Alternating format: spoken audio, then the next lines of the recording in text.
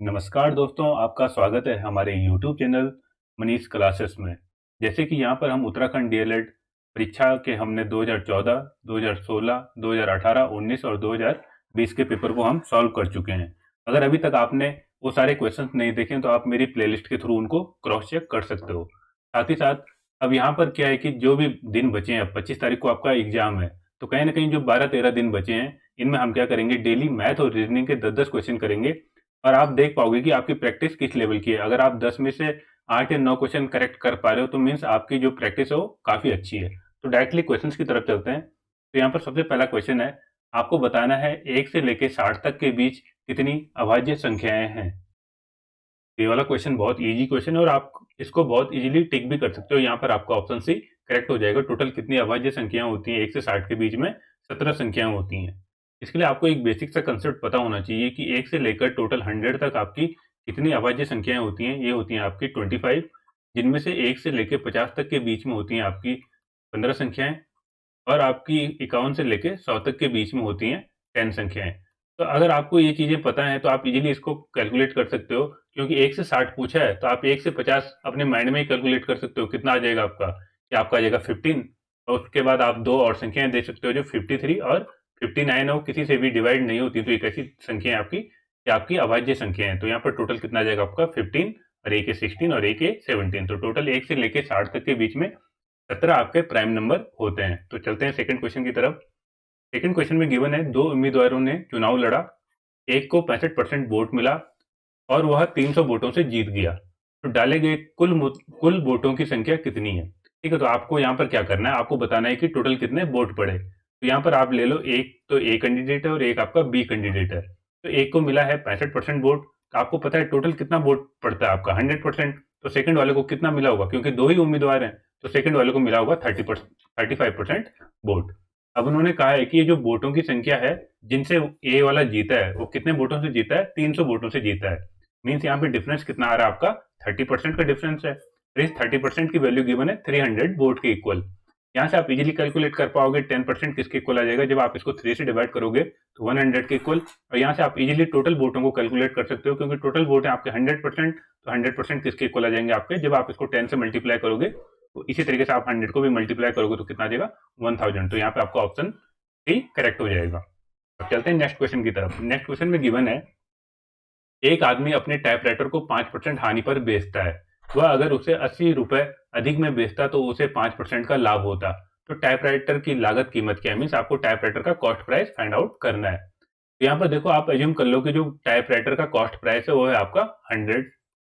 अगर वह इसको 5% हानि पर बेचता, मीन्स उसने कितने पे बेचा? 95%।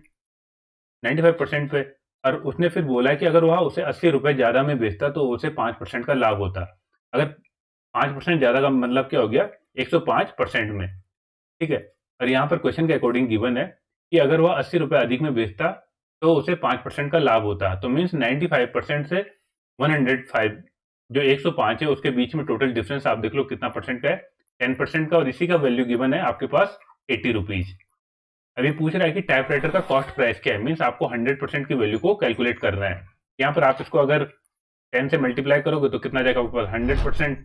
इसी तरीके से आप 80 को भी अगर 10 से मल्टीप्लाई करोगे तो कितना जाएगा? 800 रुपीज। तो जो टाइपराइटर का कॉस्ट प्राइस होगा वो कितना होगा आपका? 800 रुपये। तो आपका यहाँ पर ऑप्शन भी करेक्ट हो जाएगा। अब नेक्स्ट क्वेश्चन में गिवन है, राकेश ने गणेश से 5000 रुपए उधार लिए साधारण ब्याज पर। अगर गणेश को 500 रुपए और मिले 5 वर्ष के बाद तो उसकी पूंजी तो ब्याज की दर क्या थी? ठीक है, यहाँ पर आपके पास गिवन है कि राकेश ने गणेश को 5000 रुपए दिए साधारण ब्याज पे और उसको 5 साल के बाद कितने रुपए मिलते हैं? 500 रुपए एक्स्ट्रा मिलते हैं, मतलब 5000 दिए और 5500 रुपए मिलते हैं। तो आपको बताना है कि रेट ऑफ इंटरेस्ट क्या था। इस क्वेश्चन को आप इजीली सॉल्व कर सकते हो और माइंड में आप इसको टिक कर सकते हो। यहाँ पर आपका ऑप्शन सी करेक्ट आ जाएगा, 2%। अब देखो इसको मैंने किस तरीके से किया। 5 ईयर में टोटल कितना रुपए मिला उसको इंटरेस्ट के रूप में? ये मिला है 500 रुपए। तो यहाँ से आप इजीली 1 ईयर का कैलकुलेट कर सकते हो। 5 से डिवाइड करके तो कितना मिलेगा? 100 रुपए एक साल में इंटरेस्ट। अब देखो आपको निकालना है कि 5000 का 100 कितना परसेंट होता है। तो आप इसको इजीली मेंटली कैलकुलेट कर सकते हो। 5000 का 10% कितना होता है? 500। अगर मेरे को 1% निकालना है तो कितना आ जाएगा? ये आ जाएगा 50। तो 5000 का 1% आता है 50। लेकिन यहाँ पर क्या है वैल्यू? उसको एक साल में कितना मिल रहा है? 100 रुपए मिल रहा है। मीन्स मैं क्या करूंगा, जो 1% वैल्यू आई है 50, मैं इसको क्या करूंगा, इसको मेरे को डबल करना पड़ेगा, क्योंकि अमाउंट कितना मिल रहा है उसको एक साल में, 100 रुपये मिल रहा है। अगर मैं 1% को भी 2 टाइम्स मल्टीप्लाई कर दूंगा तो कितना आ जाएगा, 2% की वैल्यू 100 रुपीज आ जाएगी। और वही क्या हो रहा है, उसका जो रेट, जो उसका इंटरेस्ट है वो कितना है, 1 ईयर का 100 रुपीज है, तो रेट ऑफ इंटरेस्ट कितना हो जाएगा, 2%। तो यहाँ पे आपका ऑप्शन सी करेक्ट हो जाएगा। अब देखो नेक्स्ट क्वेश्चन में गिवन है 19 छात्रों का औसत वजन 15 किलोग्राम है। एक नए छात्र के प्रवेश द्वारा औसत वजन घटकर 14.8 किलोग्राम हो जाता है, तो नए छात्र का वजन क्या होगा। ठीक है, तो इस क्वेश्चन को भी आप डायरेक्टली टिक कर सकते हो मेंटली सॉल्व करके। तो उस वाले जो स्टूडेंट है उसका वजन कितना होगा, उसका वजन होगा 11 किलो। अब देखो इसको मैंने किस तरीके से सिंप्लीफाई किया। देखो यहाँ पर सबसे पहले गिवन है 19 लड़के हैं, ठीक है, और उनका वेट कितना गिवन है, 15 केजी गिवन है। ठीक है, एवरेज वेट कितना गिवन है, 15 केजी। अब देखो इसमें क्या हुआ, एक लड़का और ऐड हो गया। ठीक है, अब देखो अगर उस एक लड़के का वेट 15 केजी होता तो डेफिनेटली एवरेज क्या होता, सेम रहता, क्योंकि जो इन सब का वेट है वो क्या होता, फिर 15 होता। ठीक है, तो अगर उस वाले लड़के का वेट अगर 15 केजी होता तो डेफिनेटली जो औसत वजन होता वो कितना होता, 15 केजी होता। लेकिन वेट आप यहाँ पे देखो घटकर कितना हो गया, 14.8 किलो। मतलब कहीं ना कहीं 0.2% का क्या हुआ है, डिक्रीज हुआ है। तो देखो जो 0.2% डिक्रीज हुआ है, 0.2 केजी जो डिक्रीज हुआ है, वो टोटल कितने स्टूडेंट्स का हुआ है, 20 स्टूडेंट्स का हुआ है। क्योंकि फाइनल हमको क्या बताया गया, औसत वजन बताया गया है जब 20 लोग हैं, जब एक लड़का उसमें एंटर हो जाता है ग्रुप में, तो टोटल 20 लोगों पे ये इफेक्ट करेगा। तो मैं इसको जब मल्टीप्लाई करूंगा तो कितना आ जाएगा, 20 इंटू 2.2, तो कितना आ जाएगा 4 केजी। मीन्स उसका वेट कितना है, एवरेज से 4 केजी कम है। तो आप 15 में से 4 केजी को सब्ट्रैक्ट करोगे तो आपके पास आ जाएगा कि जो नया बंदा एंटर हुआ है ग्रुप में उसका वेट कितना है, उसका वेट है 11 केजी। आई होप आपको ये क्वेश्चन समझ में आया होगा। अगर आपको इस तरीके से समझ में नहीं आया तो आप इसको बेसिक मेथड से भी कर सकते हो। इन 19 लोगों का वेट कितना है, 15 किलो। जब आप इसको मल्टीप्लाई करोगे तो आ जाएगा आपके पास 285। बाकी आप ऐसा भी कर सकते हो कि अब जैसे ही नया बंदा आता है तो 19 की जगह कितने बंदे हो जाएंगे, टोटल 20 लोग हो जाएंगे, और उनका क्या हो जाएगा, 14.8 का एवरेज है। जब आप इसको कैलकुलेट करोगे तो आ जाएगा आपके पास 296। यहाँ से भी आप आइडेंटिफाई कर सकते हो कि कितना केजी वेट इंक्रीज हुआ है। तो यहाँ पर 11 केजी का वेट इंक्रीज हुआ है, तो जो नया लड़का है उसका वेट कितना है, 11 केजी। तो इस तरीके से भी आप इस क्वेश्चन को सॉल्व कर सकते हो, लेकिन मैं ज्यादा प्रेफर करूंगा कि आप इन टाइप के क्वेश्चन को मेंटली सॉल्व कर पाओ। तो यहाँ पर नेक्स्ट क्वेश्चन में गिवन है, एक थैली में रुपए 1, 50 पैसे और 10 पैसे के सिक्कों का अनुपात 3:4:8 है। यदि इस थैली में कुल धन 116 हो तो 10 पैसों के सिक्कों की संख्या कितनी होगी। ये भी बहुत इजी क्वेश्चन है। यहाँ पर आपको क्या करना है, सबसे पहले लिख लेना है जो आपके पास अमाउंट गिवन है। आपके पास गिवन है 1 रुपीज 50 पैसा और 10 पैसा, और इनके जो सिक्के हैं आपके पास उनका रेशियो क्या गिवन है, जो क्वाइन है इनका रेशियो गिवन है आपके पास 3:4:8। अब देखो मैं सबसे पहले कैलकुलेट कर लेता हूँ कि ये कितना रुपए है। ठीक है, अगर मैं इस रेशियो की बात करूँ तो टोटल कितना अमाउंट है, तो ये आ जाएगा आपके पास 3 रुपीज। अगर मैं 4 के, मेरे पास 50 पैसे के 4 कॉइन है तो कितना आ जाएगा 2 रुपीज, और 10 पैसे के अगर मेरे पास 8 कॉइन है तो कितना रुपए हो जाएगा, ये 0.8 रुपीज। ठीक है, यहाँ पे मैंने क्या लिख दिया, रुपीज की वैल्यू लिख ली। अब मैं देख लेता हूँ कि ये टोटल कितना है, तो टोटल आ जाएगा आपका 5.8 रुपीज। ठीक है, अगर 1 रुपए के 3 सिक्के हों, 50 पैसे के 4 सिक्के हों, 10 पैसे के अगर 8 सिक्के हों तो कितना आएगा 5.8 रुपीज। लेकिन क्वेश्चन के अकॉर्डिंग क्या है, इसकी वैल्यू है 116 रुपए। मीन्स मेरे को क्या करना पड़ेगा, 5.8 को 116 में कन्वर्ट करना पड़ेगा। तो ये कैसे कन्वर्ट हो जाएगा, इसमें मैं क्या करूंगा, 20 का मल्टीप्लाई करूंगा। अगर मैंने इसको 20 का मल्टीप्लाई किया मीन्स जो मेरे पास कॉइन का रेशियो है वो भी क्या हो जाएगा, 20 टाइम्स इंक्रीज हो जाएगा। अगर कोई मेरे से पूछेगा कि 3 रुपए के कितने सिक्के हैं, तो इसको मैं 20 से मल्टीप्लाई करूंगा तो कितना आ जाएंगे, 60 कॉइन। इसी तरीके से मेरे से कोई पूछेगा कि 4 रुपए के कितने कॉइन है, तो मैं इसको 20 से मल्टीप्लाई करूंगा तो कितना आ जाएगा, 80 आ जाएगा। इसी तरीके से क्वेश्चन में पूछा गया है कि 10 पैसों के सिक्कों की संख्या कितनी है, तो मेरे को 8 को क्या करना पड़ेगा, 20 से मल्टीप्लाई करना पड़ेगा। जैसे मैं इसको 20 से मल्टीप्लाई करूंगा तो कितना आ जाएगा, 160 कॉइन है आपके पास, किसके, 10 पैसे के। तो यहाँ पे आपका ऑप्शन कौन सा करेक्ट हो जाएगा, यहाँ पे ऑप्शन डी करेक्ट हो जाएगा। आई होप आपको ये सारे क्वेश्चन समझ में आए होंगे। अगर आपको किसी भी क्वेश्चन में कोई डाउट लगता है तो आप मेरे को कमेंट सेक्शन के थ्रू पूछ सकते हो। अब चलते हैं नेक्स्ट क्वेश्चन में गिवन है, ए और बी मिलकर किसी काम को 12 दिनों में करते हैं।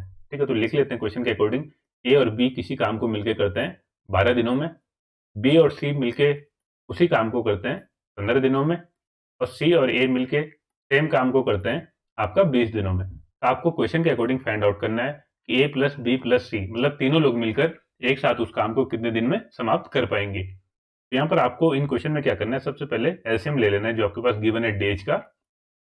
इससे आपको पता लग जाएगा कि टोटल वर्क है वो कितना है। तो 12, 15 और 20 का जब आप एलसीएम लोगे तो कितना आ जाएगा, 60। और इसको हम एज्यूम करते हैं कि क्या है, आपका टोटल वर्क है। अब मेरे को निकालना है कि ए प्लस बी जब दोनों मिलकर काम कर रहे हैं तो इनकी एफिशिएंसी कितनी है। तो इसको एफिशिएंसी को कैलकुलेट करने के लिए हम क्या करेंगे, टोटल जो वर्क है उसको हम डेज से डिवाइड कर देंगे। तो ए प्लस बी की हमको एफिशिएंसी मिल जाएगी 60/12 करोगे तो कितना आ जाएगा 5। इसी तरीके से बी प्लस सी का 60/15 करोगे तो कितना आ जाएगा 4। और इसी तरीके से सी प्लस ए की अगर मेरे को एफिशिएंसी निकालनी है तो 60/20 करोगे तो 3। यहाँ से हमारे पास एक इक्वेशन बन जाएगी। जब मैं इनको ऐड करूंगा तीनों को तो यहाँ पर मिलेगा 2 times of A plus B plus C. तो कितना आ जाएगा आपके पास, इनकी एफिशिएंसी आ जाएगी आपके पास 5 + 4 9 + 3 12। तो यहाँ से आप इजीली निकाल सकते हो कि ए प्लस बी प्लस सी की एफिशिएंसी कितनी है। तो ये आपके पास आ जाएगी 6। अब यहाँ पर हमने टोटल वर्क एज्यूम किया है 60। तो यहाँ से हम इजीली कैलकुलेट कर सकते हैं कि ए प्लस बी प्लस सी मतलब तीनों लोग मिलकर उस काम को कितने दिन में फिनिश कर पाएंगे। तो अगर आपको डेज निकालना तो आपको क्या करना पड़ेगा, टोटल वर्क को डिवाइड करना पड़ेगा उनकी एफिशिएंसी से। और टोटल एफिशिएंसी कितनी है 6 यूनिट। जब आप इसको डिवाइड करोगे तो टोटल आ जाएगा 10 डेज। तो मीन्स ए प्लस बी प्लस सी तीनों मिलकर उस काम को कितने दिन में फिनिश कर पाएंगे, 10 दिन में। तो यहाँ पे आपका ऑप्शन भी करेक्ट हो जाएगा।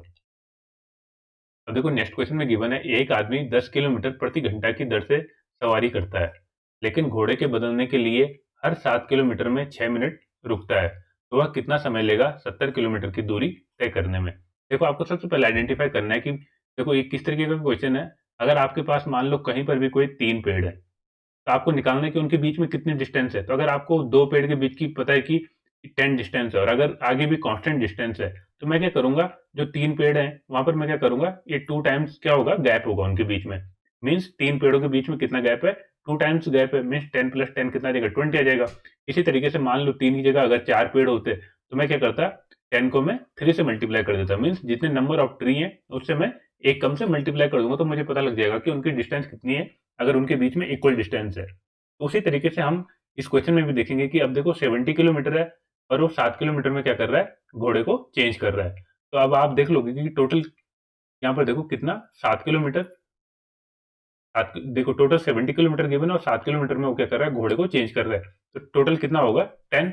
मीन्स 10 अगर मेरा आ रहा है तो कहीं ना कहीं मेरे को क्या करना पड़ेगा, 9 टाइम्स मेरे को क्या करना पड़ेगा, घोड़ों को चेंज करना पड़ेगा। ठीक है, अब देखो 9 टाइम्स अगर मैं रुकूंगा तो आपको पता है कि अगर घोड़े को चेंज करना है तो कितना टाइम लगता है, 6 मिनट लगता है। तो 9 × 6 कितना आ जाएगा आपके पास 54 मिनट। मीन्स 54 मिनट तो उसको केवल क्या लग रहा है, घोड़ों को चेंज करने में। साथ ही साथ ये भी गिवन है कि उस आदमी की स्पीड कितनी है, 10 किलोमीटर प्रति घंटा है। अगर 70 को मैं 7 से डिवाइड करूंगा, 10 से डिवाइड करूंगा तो आपको पता है कितना आएगा, क्योंकि टोटल डिस्टेंस 70 किलोमीटर है और स्पीड है आपका 10। यहाँ से आपका इजीली आ जाएगा कितने आवर्स में कंप्लीट करेगा, 7 आवर में।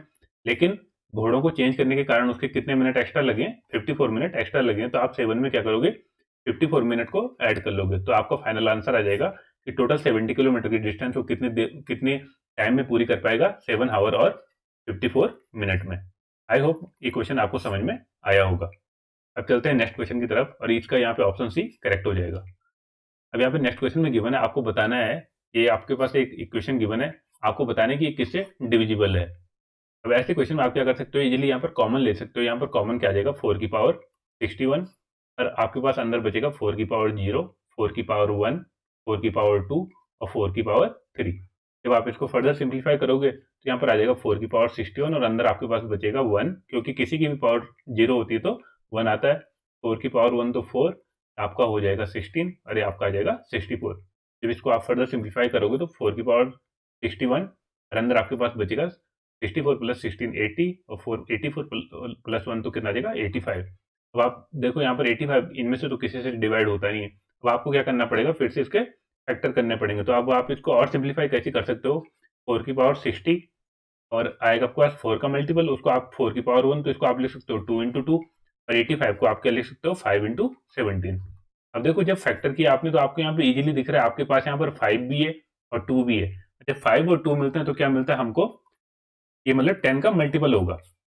अगर ये 10 का मल्टीपल होगा तो ऑब्वियसली ये 10 से क्या होगा, डिविजिबल होगा। तो यहाँ पे आपका कौन सा ऑप्शन करेक्ट हो जाएगा, यहाँ पे आपका ऑप्शन भी करेक्ट हो जाएगा। अब चलते हैं नेक्स्ट क्वेश्चन में गिवन है, राजेश के पास 8,560 रुपए की कोई राशि थी जिसको उसने 4% प्रति वर्ष की दर से 2 वर्ष के लिए निवेश किया। ठीक है, 2 वर्ष के बाद उसे कितना चक्रवृद्धि ब्याज मिलेगा। ठीक है, आपको निकालना है कंपाउंड इंटरेस्ट कितना मिलेगा उसको 2 साल के बाद 8,560 पे 4% के इंटरेस्ट रेट से। अब देखो इस वाले क्वेश्चन को आप कैसे सिंपली सॉल्व कर सकते हो। इन क्वेश्चंस को आपको क्या है कि फॉर्मूलों के थ्रू नहीं करना है, क्योंकि अगर आप फॉर्मूले से करोगे तो कहीं ना कहीं वो क्या हो जाता है, टाइम टेकिंग हो जाता है। आपको सिंपली ये निकालना आना चाहिए कि 8560 का 4% कितना है। तो आपको हमेशा ही पता होना चाहिए कि कोई भी संख्या होती है, अगर मेरे को उसका 10% निकालना है तो क्या होता है, जो लास्ट वाला नंबर होता है उसको हम क्या करते हैं, उससे एक पहले हम डेसिमल को शिफ्ट कर देते हैं। अगर मेरे पास कोई इसका 10% पूछे तो कितना आ जाएगा, ये आ जाएगा 856। लेकिन यहाँ पे तो क्वेश्चन में पूछा है 4%, तो मैं क्या करूंगा, इसको सिंपली 1% निकालूंगा। तो 1% कितना आ जाता है आपका, एक डेसिमल और शिफ्ट यहाँ पे तो हो जाएगा, तो कितना आ जाएगा 85.6। अब देखो जब मेरे को 1% मिल गया तो मैं इजीली यहाँ से 4% को कैलकुलेट कर सकता हूँ, ठीक है। और इसको भी आपको मेंटली करना है। जैसे 80 इंटू 4 कितना होता है 320, 5 इंटू 4 कितना होता है 20, तो 320 और 20 कितना हो गया 340, और 6 इंटू 4 कितना आएगा 2.4। जब आप इन सबको ऐड करोगे तो कितना आ जाएगा आपके पास, आ जाएगा 342.4। तो मीन्स पहले साल में उसको इंटरेस्ट कितना मिला, 342.4 रुपए। इसी तरीके से दूसरे साल में उसको 8,560 पे कितना इंटरेस्ट मिलेगा, यही मिलेगा सेम 342.4। साथ ही साथ जो उसको पहले साल में इंटरेस्ट मिला था उसमें भी क्या मिलेगा, कंपाउंड इंटरेस्ट मिलेगा। तो कितना मिलेगा, अब आप यहाँ से इजीली कैलकुलेट कर सकते हो। 342.4 का आपका 1% कितना आएगा, 3.424। लेकिन रेट ऑफ इंटरेस्ट क्या है, 4 है, तो इसको आप 4 से मल्टीप्लाई करोगे तो कितना आ जाएगा आपका पास, लगभग 13.2 के आसपास आ जाएगा, ठीक है। 13.6 के अराउंड आएगा, ठीक है। जब आपके पास इसका इंटरेस्ट आ गया 13.6, तो आपके पास पता है पहले ईयर का ये है और सेकंड ईयर का कितना हो जाएगा टोटल 342.4, और इसमें आप ऐड करोगे 13.6, क्योंकि इंटरेस्ट पे भी इंटरेस्ट मिला है। आप जब इसको ऐड करोगे तो सिंपली कितना आ जाएगा आपके पास 4, और जब आप इसको सिंप्लीफाई करोगे तो आ जाएगा 896, ठीक है। तो 698 के अराउंड आ जाएगा। और यहाँ पर भी पूछा है कि लगभग कितनी राशि होगी, तो यहाँ पर आपका ऑप्शन डी करेक्ट हो जाएगा, 698। उसको अमाउंट मिलेगा चक्रवृद्धि ब्याज 4% के रेट से 8,560 रुपए पे 2000 के 2 साल के बाद। आई होप आपको ये सारे 10 क्वेश्चन समझ में आए होंगे। अगर आपको किसी भी क्वेश्चन में कोई डाउट लगता है तो आप मेरे से पूछ सकते हैं। अब चलते हैं रीजनिंग वाले पार्ट में। रीजनिंग वाले पार्ट में भी आपके पास यहाँ पर एग्जाम में 50 क्वेश्चन आते हैं। तो आपको यहाँ पे क्या करना है कि सबसे पहले इनको खुद सॉल्व करना है, फिर आपको देखना है कि मैंने किस तरीके से इनको सिंपल वे में आपको सॉल्व कराया है। यहाँ पर आपके पास गिवन है ए बी सी, फिर आपके पास गिवन है एच आई जे, फिर यहाँ पर गिवन है ओ पी क्यू, और आपको फाइंड आउट करना है कि यहाँ क्वेश्चन मार्क की जगह पे क्या आएगा, ठीक है। तो यहाँ पर आपको दिख रहा है कि देखो सबसे पहले आपको आइडेंटिफाई करना होता है इन वाले क्वेश्चन में कि सीरीज क्या चल रही है। तो आप यहाँ देखो ए बी सी के बाद आपके पास डायरेक्ट एच आ गया है, ठीक है। मीन्स यहाँ पर क्या हुआ, +5 को ऐड किया है, क्योंकि सी का पोजीशन 3 होता है और एच का पोजीशन क्या होता है 8 होता है। इसी तरीके से अब हमको देखना है कि ओ पी क्यू गिवन है, इसमें क्या करूंगा मैं +5 ऐड करूंगा। जैसे मैं +5 ऐड करूंगा तो क्या आ जाएगा भी, यहाँ पर भी, फिर इसके बाद डायरेक्ट सीरीज चल रही है जैसे ए बी सी फिर एच आई जे, तो यहाँ पे क्या आ जाएगा भी डब्ल्यू एक्स। यहाँ पे आपका ऑप्शन भी करेक्ट हो जाएगा। अब चलते हैं नेक्स्ट क्वेश्चन में गिवन है अंग्रेजी शब्दकोश के अनुसार कौन सा शब्द चौथे स्थान पर आएगा, ठीक है। आपको बताना है कि जो आपकी डिक्शनरी होती है उसके अकॉर्डिंग फोर्थ पोजीशन पे कौन सा आएगा। तो सबसे पहले यहाँ पे देख लेते हैं क्या क्या गिवन है आपके पास। देखो सबसे पहले क्यू ए, ठीक है, तो क्वालिटी आ जाएगा, ठीक है, क्योंकि ए आ रहा है क्यू और यू के बाद। पहले नंबर पे आ जाएगा आपके पास। सेकंड नंबर पे आप देखो यहाँ पर तो आपके पास ई गिवन है, तो ये आ जाएगा आपके पास। थर्ड पोजीशन पे आपके पास क्यू यू आई के बाद सी गिवन है, और यहाँ पर आई आई के बाद टी गिवन है, केवल आपके पास थर्ड पोजीशन पे आ जाएगा, और ये आपका फोर्थ पोजीशन पे आ जाएगा। अब क्वेश्चन में पूछा गया कि चौथे नंबर पे कौन सा आएगा, तो यहाँ पे आपका ऑप्शन डी करेक्ट हो जाएगा। अब यहाँ पे नेक्स्ट क्वेश्चन में गिवन है कि आपको बताना है कि यहाँ क्वेश्चन मार्क की जगह पे क्या आएगा। आपके पास गिवन है डी एफ, और यहाँ पर गिवन है यू डब्ल्यू, यहाँ पर गिवन है जी आई, और यहाँ पर आपको आइडेंटिफाई करना है कि यहाँ पर क्या आएगा। तो देखो सबसे पहले आपको आइडेंटिफाई करना है कि क्या पैटर्न चल रहा है। आप देखो डी को क्या लिखा है इन्होंने, डब्ल्यू लिखा है, और एफ को क्या लिखा है, यू लिखा है। मीन्स अल्फाबेटिकल सीरीज में जब आप देखोगे तो ये आपस में एक दूसरे के क्या होते हैं, मतलब अपोजिट होते हैं, ठीक है। तो इसी तरीके से आप देखोगे कि आई का अपोजिट क्या आता है आपके पास आर, और जी का अपोजिट क्या होता है टी। तो क्या आ जाएगा यहाँ पर आर और टी, तो यहाँ पे आपका ऑप्शन ए करेक्ट हो जाएगा। करते हैं नेक्स्ट क्वेश्चन में गिवन है अगर प्लस को गुणा, माइनस को जोड़, इंटू को भाग, तथा भाग को, ठीक है, ये माइनस लिखा जाता है, तो आपको बताना है कि इसकी वैल्यू क्या आएगी। तो ये ऐसे क्वेश्चन बहुत सिंपल होते हैं। आपको यहाँ पर क्या करना है, जो इनके सिंबल है इनको आपको रिप्लेस कर देना है जिस तरीके से क्वेश्चन में गिवन है। तो कितना आ जाएगा 15 divide by 3 into 4 minus 2 plus 3। जब आप इसको सिंप्लीफाई करोगे तो आ जाएगा 5 इंटू 4 20 माइनस 2 प्लस 3। इसको आप जब फर्दर सिंप्लीफाई करोगे तो 23 में से 2 गया तो 21। यहाँ पे आपका ऑप्शन भी करेक्ट हो जाएगा। अब यहाँ पे नेक्स्ट क्वेश्चन गिवन है आपके पास कानपुर को अगर इस तरीके से लिखा जाता है इलाहाबाद को इस तरीके से लिखा जाता है, तो लखनऊ को क्या लिखा जाएगा? तो सबसे पहले हमको आइडेंटिफाई वही करना है कि पैटर्न क्या चल रहा है यहाँ पे। आप देखो कानपुर में अगर मेरे को के से एन पे जाना है तो मेरे को यहाँ पे क्या करना पड़ेगा, +3 को ऐड करना पड़ेगा। ठीक है, इसी तरीके से आप यहाँ पर देखो अगर मेरे को ए से डी में जाना है तो +3 को ऐड करना पड़ेगा। और भी मैं देख लेता हूँ यहाँ पे देखो आर से अगर मेरे को यू में जाना है तो +3 को ऐड करना पड़ेगा। मेन सीरीज में क्या हो रहा है, +3 ऐड हो रहा है। जैसे एल से अगर मेरे को ओ में जाना है तो यहाँ पे भी +3 ऐड हो रहा है। तो क्या करूंगा मैं, लखनऊ में मैं +3 को ऐड कर लूंगा और देख लूंगा कि मेरे को यहाँ पे क्या मिलता है। तो यहाँ पे गिवन आपके पास लखनऊ, अगर मैं एल में +3 ऐड करूंगा तो आपके पास आ जाएगा ओ। इसी तरीके से यू में अगर मैं +3 को ऐड करूंगा तो आ जाएगा आपके पास एक्स। टी में अगर मैं +3 को ऐड करूंगा तो आ जाएगा एफ। ठीक है, तो यहाँ पे ऑप्शन में देख लेते हैं। ठीक है, तो ये वाला ऑप्शन और ये वाला ऑप्शन तो आपका एलिमिनेट हो जाएगा। अब ये दो ऑप्शन आपके बचे। यहाँ पे देखो एंड में वाई गिवन और यहाँ पर आपके पास जेड गिवन है। तो मैं डायरेक्टली क्या करूंगा, बीच वालों को चेक नहीं करूंगा, मैं डायरेक्टली लास्ट वाले को चेक करूंगा। डब्ल्यू में अगर मैं +3 को ऐड करूंगा तो क्या आ जाएगा, जेड। तो मीन्स एंड में क्या होना चाहिए, जेड होना चाहिए। तो यहाँ पे आपका ऑप्शन डी करेक्ट हो जाएगा।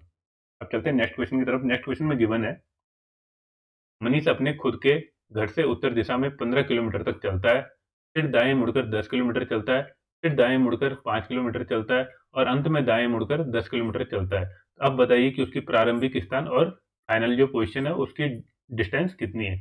ऐसे क्वेश्चन को बहुत सिंपली आप सॉल्व कर सकते हो। यहाँ पर सबसे पहले गिवन है कि मनीष 15 किलोमीटर नॉर्थ डायरेक्शन में गया, फिर उसके बाद वह अपने दाएं मुड़ता है और दाएं मुड़कर 10 किलोमीटर चलता है। फिर 10 किलोमीटर चलने के बाद वह फिर से अपने दाएं मुड़ता है और फिर 5 किलोमीटर चलता है और फिर लास्ट में दाएं मुड़कर 10 किलोमीटर चलता है। तो मीन्स कहीं पर यहाँ पर वो पहुंच जाएगा। ठीक है, अब यहाँ पे पूछा गया है कि उसका जो इनिशियल पोजीशन थी, ठीक है, जहां से उसने चलना शुरू किया और जो उसकी फाइनल पोजीशन है उसके बीच का डिफरेंस कितना है। तो ऑब्वियसली अगर ये 5 है तो ये भी कितना आएगा, 5 आ जाएगा। और टोटल डिस्टेंस कितना है, 15। यहाँ से आप 15 में से जब 5 को सब्ट्रैक्ट करोगे तो यहाँ पे आपको टोटल मिल जाएगा इनिशियल और फाइनल जो डिस्टेंस है वो कितना होगा आपके पास, उसके बीच का डिस्टेंस 10 किलोमीटर होगा। तो यहाँ पे आपका ऑप्शन डी करेक्ट हो जाएगा। अब देखो नेक्स्ट क्वेश्चन में गिवन है, एक पंक्ति में सुरेश दाएं से 13वें नंबर पे है। ठीक है, सुरेश का पोजीशन यहाँ पर है और दाएं से क्या है, 13वें। मीन्स इससे पहले कितने लोग हैं, 12 लोग हैं और ये 13वीं पोजीशन है। साथ ही साथ गिवन है अतुल बाएं से 17वें नंबर पर है। ठीक है, तो अतुल की ये पोजीशन मैं एज्यूम कर लेता हूँ। अरे बाएं से कौन से पोजीशन पे है, ये 17वें पोजीशन पे है। ठीक है, तो मीन्स इससे पहले कितने लोग हैं, 16 लोग हैं और ये 17वीं पोजीशन अतुल की है। साथ ही साथ गिवन है अगर वे आपस में अपना स्थान इंटरचेंज कर लेते हैं। ठीक है, अगर ए एस की जगह पे चले गया और एस ए की जगह पे चले गया तो सुरेश दाएं से 21वें स्थान पर आ जाता है। ठीक है, तो जो सुरेश है ये दाएं से कौन सी पोजीशन पे आ जाता है, 21वें पोजीशन पे आ जाता है। मीन्स उससे बाद कितने लोग हैं, 20 लोग हैं और ये उसकी 21वें पोजीशन आ जाएगी। और इससे पहले आपको पता है कितने लोग हैं, 16 लोग हैं। अब क्वेश्चन में पूछा गया कि पंक्ति में टोटल कितने लड़के हैं, तो टोटल कितने हैं आप इनको ऐड कर लो। 20 + 16 36 + 1 37। तो टोटल आपका 37 लड़के हैं उस लाइन में। तो यहाँ पे आपका ऑप्शन भी करेक्ट हो जाएगा। तो यहाँ पे नेक्स्ट क्वेश्चन में गिवन है, निम्नलिखित श्रृंखला में आपके पास एक श्रृंखला गिवन है और आपको बताना है कि इसके समतुल्य क्या है। यहाँ पर गिवन है 1050 210 और 42। यहाँ पे आपको इजीली दिख रहा होगा कि ये क्या है, 5 टाइम्स हो गया और 210 का 5 टाइम्स कितना होता है आपका, 1050। अब मेरे को देखनी है ऐसी सीरीज कौन सी है, तो ये वाली तो नहीं है। ठीक है, क्योंकि 3 × 5 15 होगा। ये वाली भी नहीं है। ठीक है, इसी तरीके से ये वाली भी नहीं है। और यहाँ पर एक ही ऑप्शन दिख रहा है, ऑप्शन डी में। यहाँ पर भी देखो ये मल्टीप्लाई 5 हुआ है, ये भी मल्टीप्लाई 5 हुआ है। तो यहाँ पे आपका ऑप्शन डी करेक्ट हो जाएगा। अब यहाँ पर नेक्स्ट क्वेश्चन में गिवन है, 6 मित्र एक पंक्ति में उत्तर दिशा में मुख करके खड़े हैं। ठीक है, 6 के 6 लोग कैसे नॉर्थ डायरेक्शन में देख रहे हैं।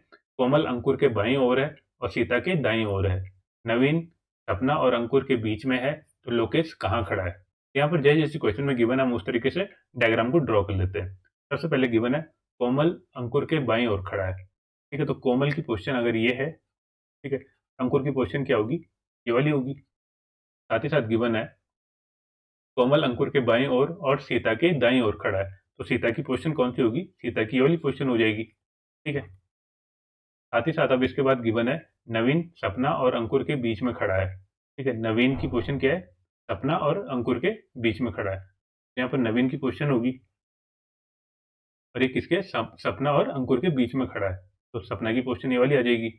अब यहाँ पर पूछा है तो लोकेश कहाँ खड़ा है। ठीक है, या तो लोकेश इस साइड खड़ा होगा या तो लोकेश इस साइड खड़ा होगा। अब हम देख लेते हैं ऑप्शन के अकॉर्डिंग कौन सा करेक्ट है। पहला ऑप्शन गिवन है सीता और कोमल के बीच में, सीता और कोमल के बीच में, ये तो बिल्कुल नहीं है। दूसरा गिवन है सीता के बाईं ओर, तो सीता के बाईं ओर हो सकता है, ठीक है, यहाँ पर लोकेश होगा तो हो सकता है, ठीक है। अभी थर्ड वाला ऑप्शन भी देख लेते हैं, नवीन और सपना के बीच में। नवीन और सपना के बीच में तो यहाँ पर भी नहीं है, और लास्ट ऑप्शन गिवन है सपना के बाईं ओर। सपना के बाईं ओर तो आप देख लो नवीन है, तो ये वाला ऑप्शन भी नहीं होगा, तो मीन्स आपका ऑप्शन भी करेक्ट हो जाएगा।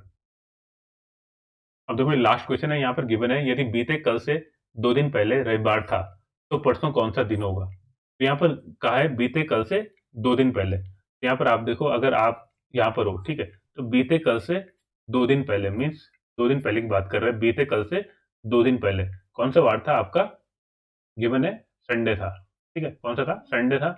आपको बताने की परसों कौन सा दिन होगा, ठीक है, मीन्स जो नेक्स्ट डे होगा उसके भी नेक्स्ट डे कौन सा डे होगा। आप यहाँ पे इजीली निकाल सकते हो, संडे है तो इसके बाद आप यहाँ पे देख सकते हो मंडे, फिर ट्यूसडे, फिर वेडनेसडे, फिर थर्सडे और फिर फ्राइडे। तो परसों कौन सा डे होगा आपका, फ्राइडे, तो यहाँ पे आपका ऑप्शन सी करेक्ट हो जाएगा। आई होप आपको ये 20 क्वेश्चन समझ में आए होंगे। अगर आपको किसी भी क्वेश्चन में कोई डाउट लगता है तो आप इससे कमेंट सेक्शन के थ्रू पूछ सकते हैं। कल भी हम इसी तरीके से इस सीरीज को कंटिन्यू करेंगे। कल भी हम मैथ और रीजनिंग के 20 क्वेश्चन सॉल्व करेंगे, और उसके बाद हम कंटिन्यू 25 जब तक आपका एग्जाम होता है तब तक हम इस प्रैक्टिस सेट को कंटिन्यू करते रहेंगे। आई होप आपको ये क्वेश्चन अच्छे लगे होंगे। Thank you, bye.